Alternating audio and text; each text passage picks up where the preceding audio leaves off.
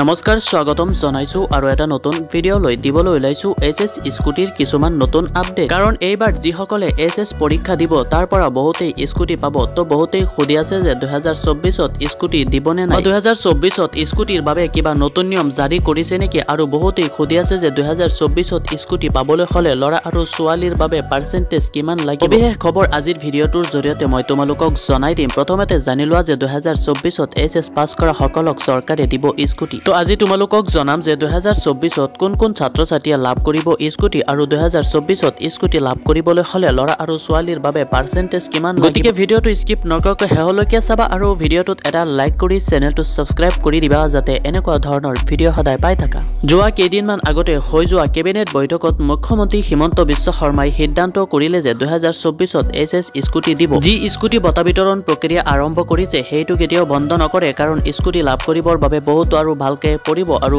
ভাল ফলাফল কৰিব 2024ত এছএছ পাছ কৰা সকলক স্কুটি দিব বাট 2024ত স্কুটি দিয়াৰ নিয়মটো অকমান খলনি কৰি দিব আগতে যেহেতু 60% নম্বৰত উত্তীৰ্ণ ছাত্ৰীক দিছিল স্কুটি আৰু 75% নম্বৰত উত্তীৰ্ণ ছাত্ৰক দিছিল স্কুটি এতিয়াৰ পৰা এই নিয়মটো নাথাকিব বুলি ডক্টৰ হিমন্ত বিশ্ব শৰ্মাই জনাই দিছে এতিয়াৰ পৰা স্কুটি লাভ কৰিবলৈ হলে লৰা আৰু ছোৱালী উভয়কে 75% নম্বৰত উত্তীৰ্ণ হলে স্কুটি দিব বুলি হিমন্ত বিশ্ব শৰ্মাই জনাই দিছে কিয়নো ছোৱালীসকলক যেতিয়া 60% নম্বৰত স্কুটি দিছিল তেতিয়া লৰাসকলে বহুতো ঠাইত প্ৰতিবাদ কৰিছিল যে তেওঁলোকেও লেখে তেওঁলোকেও এক্সাম দিয়ে দেন ছোৱালীসকলক 60% নম্বৰত কিয় স্কুটি দিব লাগে হয় সকলোকে 60% নম্বৰত স্কুটি দিব লাগে নহয় সকলোকে 75% নম্বৰত স্কুটি দিব লাগে বুলি লৰাসকলে দাবী উত্থাপন কৰিছিল সেইকাৰণে সকলোকে 75% নম্বৰত স্কুটি দিব বুলি হিমন্ত বিশ্ব শৰ্মাই কৈছিল বাট এই নিয়মটো এতিয়ালৈকে প্ৰযোজ্য হোৱা নাই তো ভিডিওটোত লাইক কৰি চেনেলটো সাবস্ক্ৰাইব কৰি ৰাখিবা যেতিয়া নতুন কিবা আপডেট আহে প্ৰথমেই পাই যাবা সকলোকে 75% নম্বৰত স্কুটি দিয়া নিয়মটো কেনেকুৱা হ'ব তোমালোকৰ মতামতটো কমেন্টত জনাই দিবা এণ্ড কিবা কুৱেশ্যন থাকিলে হেয়া কমেন্টত জনাই দিবা সকলোকে কুৱেশ্যনৰ এনসাৰ দিবলৈ ট্ৰাই কৰিম